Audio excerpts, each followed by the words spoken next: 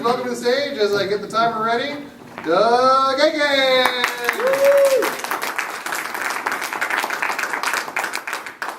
Thank you very much.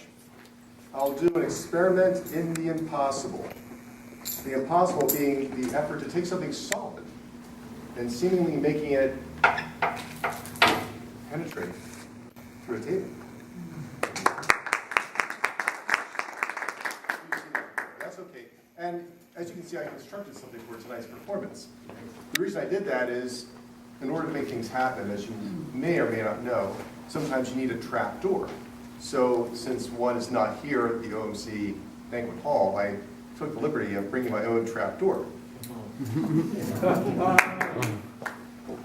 The trap door is what makes it all happen. Observe. It's just a simple matter of taking the coin and having it penetrate through the wood, the first mat, second mat, and having it appear in the trap door.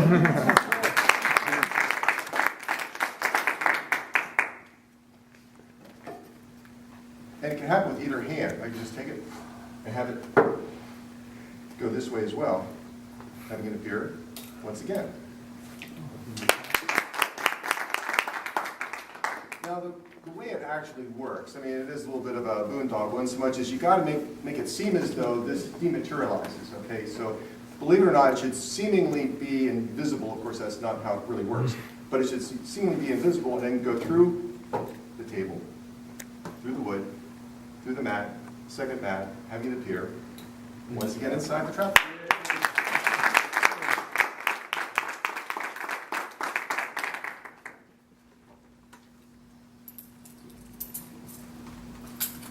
Now for something completely different. I thought what I would do is segue into kind of a small card trick.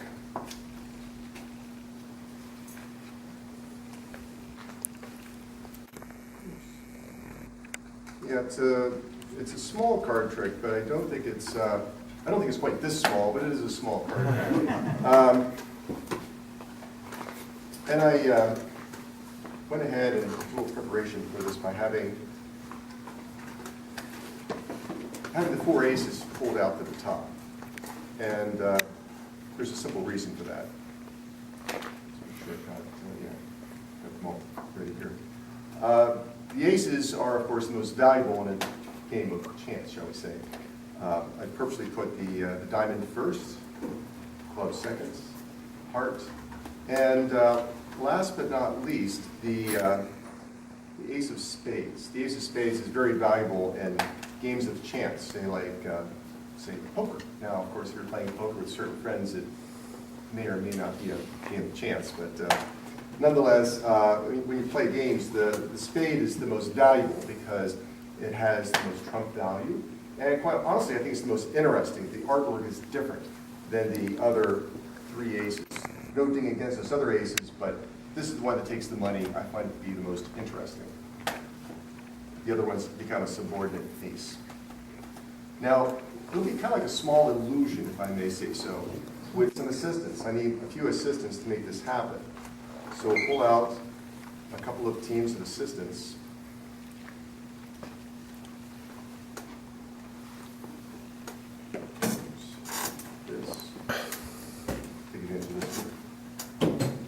And the team of assistants are in black costume. As how many of you have seen an assistant show where they're always, in something dark, so they're less conspicuous. They don't stand out. So they don't look too obvious in front of the magician. Okay, so we've got all these assistants, if you will, that will play a part in a small illusion show. Here's how it works. We'll provide a team of 3 assistants for the ace of hearts, the team of 3 over here for the ace of clubs, and a team of 3 for the ace of diamonds. Yeah, ace of diamonds. Okay, so that also gets a team of 3.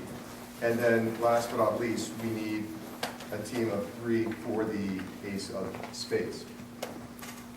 Observe. It's just a simple wave and a snap. The magic is happening. Because now, when we come over here, we find that our assistants have done quite a good job. Because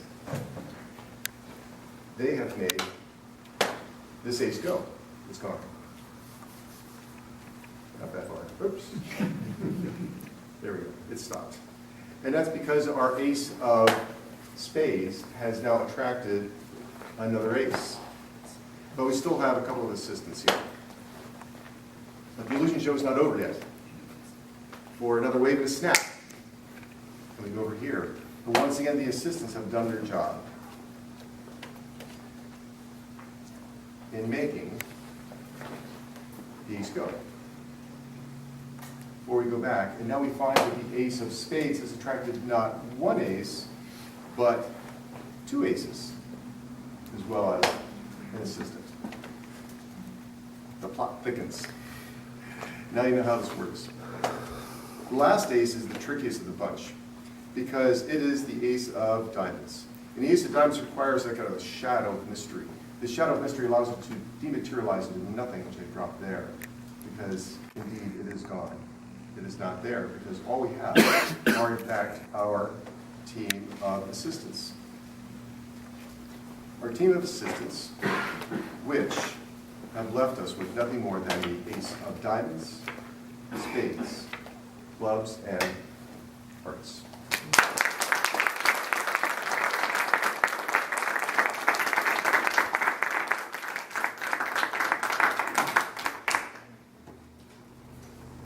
Brought along a small present, and I know you've been picked on a couple of times, but may I solicit your help in this? No! Let's give her a nice round of applause. And good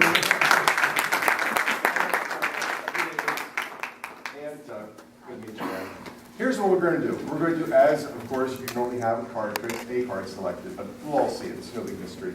I need for you to take a number card, not a court card, but 5, 6, 7, 2, any of those kind will work just fine. 4 of diamonds is your preferred card for the moment. Okay. But we're going to personalize it first with my Sharpay. Would you please take that, and on the face of it, put your initial, signature, identifying mark, artwork. Okay, I have that back. Okay.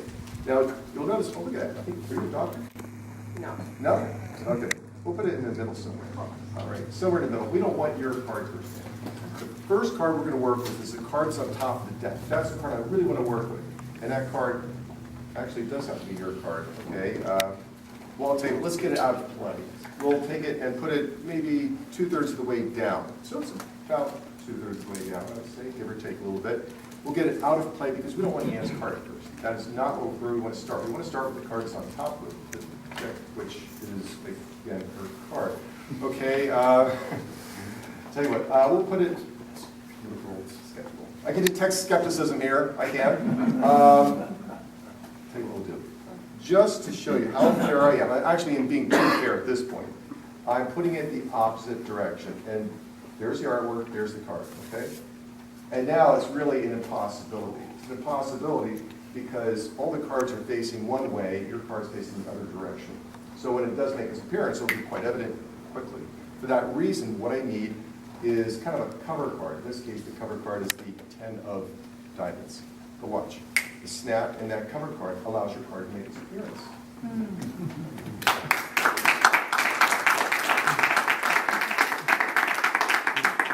But we'll get it out of the way once again. And with the help of that cover card, somehow it just makes its reappearance like magic. Now, you know, when you see a person do these kind of things, you think, wow, he must be doing something really tricky. You know, he's probably handling the cards a certain way. I'm going to try to eliminate sleight of hand from the game. I really will. Because here's what we're going to do. We're going to take your card with your artwork, clearly place it within the deck. Bury it in there deep. I want you to hold your hand up like this, if you would, please. Very good. We're going to first place cards on top of your hand, your card, and then the rest. Now, by only using my 4 fingers, only 2 fingers, 2 4 fingers, I cannot use all my other fingers. I cannot use sleight of hand. We're going to slowly and carefully straighten the cards. By doing that, there's no way I could have manipulated those cards. No way. But somehow still, there's her card on top.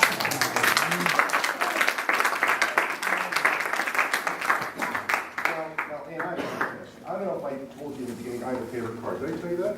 No. I didn't tell you the favorite card part. 10 minutes. The favorite card part is, believe it or not, I have a favorite card. And I keep my favorite card in this little box. It's been out there the whole time. Really. And in it is this, my favorite card. Now watch. If I take this out, we'll find out that my favorite card happens to match her favorite card. I understand that part. But you know what I don't understand? Is how you got your signature on my favorite card.